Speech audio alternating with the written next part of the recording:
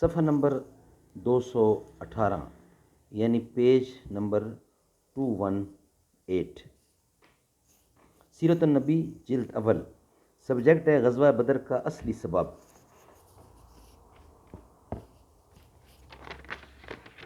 اردو زبان میں سرور عالم صلی اللہ علیہ وآلہ وسلم کی سیرت پر جامع ترین کتاب سیرت النبی صلی اللہ علیہ وآلہ وسلم، علامہ شبلی نعمانی رحمۃ اللہ، علامہ سید سلیمان ندوی رحمۃ اللہ۔ اعوذ باللہ السمیع العلیم من الشیطان الرجیم، بسم اللہ الرحمن الرحیم۔ الحمد للہ رب العالمین والصلاة والسلام علی رسولہ محمد وعلی آلہ واصحابہ اجمعین۔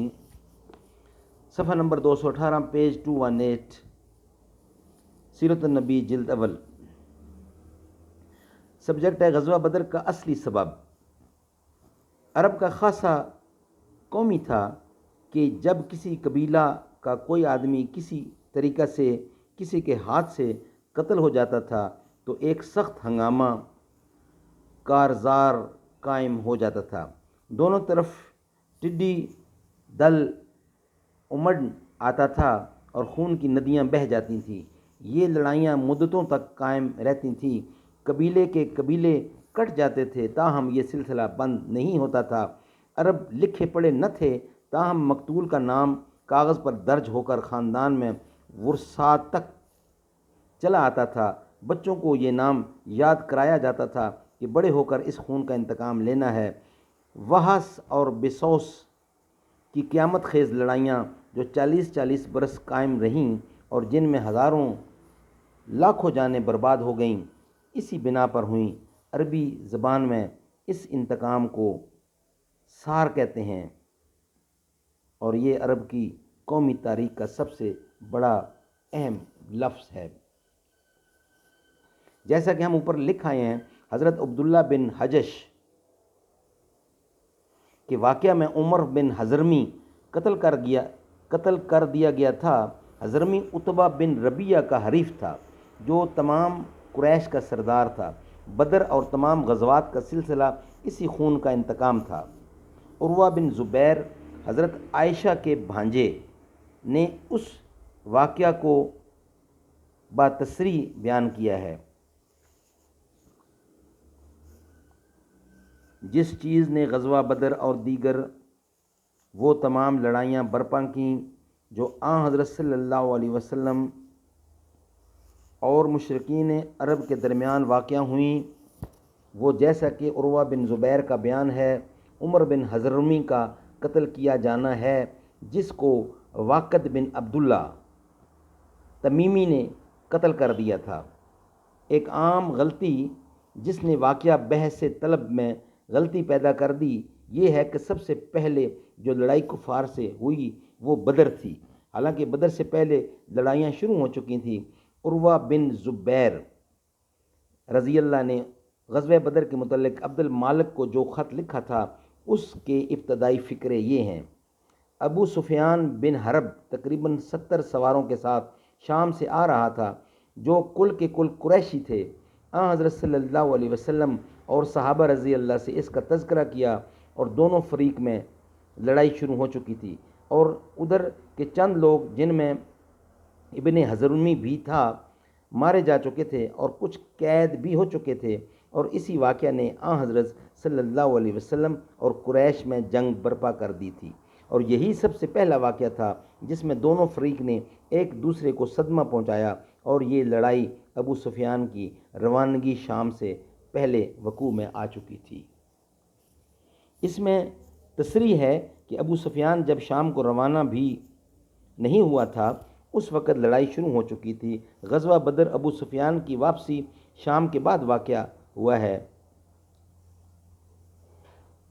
اصلیت واقعہ کی تحقیق کا سب سے بڑا اصلی ذریعہ یہ ہے کہ خود حریفان جنگ کی شہادت بہم پہنچائی جائے۔ اس قسم کی شہادتیں بہت کم ہاتھ آ سکتی ہیں، لیکن خود خوش قسمتی سے یہاں اس قسم کی شہادت موجود ہے۔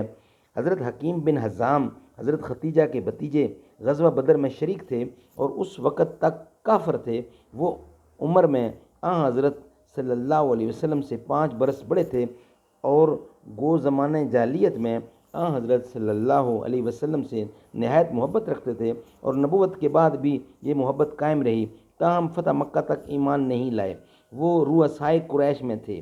حرم کا ایک بڑا منصب یعنی رفادہ ان ہی کے ہاتھ میں تھا۔ دارالندوہ کے مہتمم اور مالک بھی وہی تھے۔ وہ مروان بن حکم کے زمانے خلافت تک زندہ رہے۔ ایک دفعہ وہ مروان سے ملنے گئے۔ مروان نے نہایت تعظیم و تکریم کی۔ عبداللہ بن حجش جس کی سرداری میں یہ قتل واقع ہوا، حضرت حمزہ کے بھانجے اور حضرت صلی اللہ علیہ وسلم کے ماموں زاد بھائی تھے۔ قاتل یعنی واقد بن عبداللہ حضرت عمر کے خاندان کے حلیف تھے اور حضرت عمر کے آغاز خلافت تک زندہ رہے۔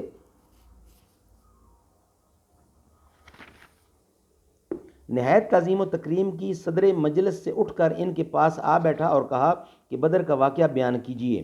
انہوں نے واقعہ کی ابتدائی حالات بیان کر کے کہا، جب ہماری فوجیں میدان میں اتریں تو میں عتبہ کے پاس گیا اور میں نے اس سے یہ کہا، اے ابو الولید، کیا تم چاہتے ہو کہ تمام عمر کے لیے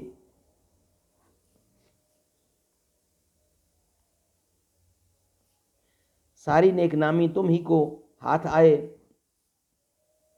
عتبہ نے کہا، کیوں کر؟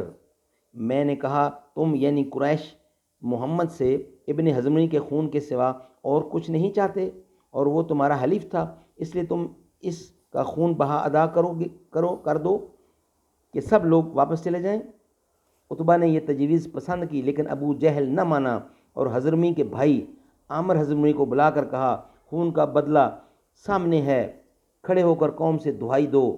عامر عرب کے دستور کے موافق ننگا ہو گیا اور پکارا، ہائے عمر حضرمی، ہائے عمر۔ آغاز جنگ کے وقت سب سے پہلے جو شخص میدان جنگ میں نکلا وہ یہی عامر حضرمی تھا۔ حکیم بن حزام اور عامر حضرمی غزوہ بدر تک کافر تھے۔ عتبہ اور ابو جہل جو سرداران قریش تھے، کفر پر تادم مرگ قائم رہے۔ اگرچہ اس درجہ کے لوگ غزوہ بدر کے حضرمی کے خون کا انتقام سمجھتے تھے اور سمجھتے رہے، تو ہم کو کچھ پرواہ نہیں کرنی چاہیے کہ اوروں نے جو اس کے سینکڑوں برس بعد پیدا ہوئے اس کا سبب قافلہ تجارت کا بچانا سمجھا۔ اللہ تعالی ہمیں سچ سمجھنے کی اور سچ سننے کی توفیق عطا فرمائے۔ اس کا بقیہ حصہ انشاءاللہ نیکسٹ ویلاگ میں بیان کیا جائے گا۔ ایک نقطہ ضروری، تو یہ ابھی سبجیکٹ باقی ہے،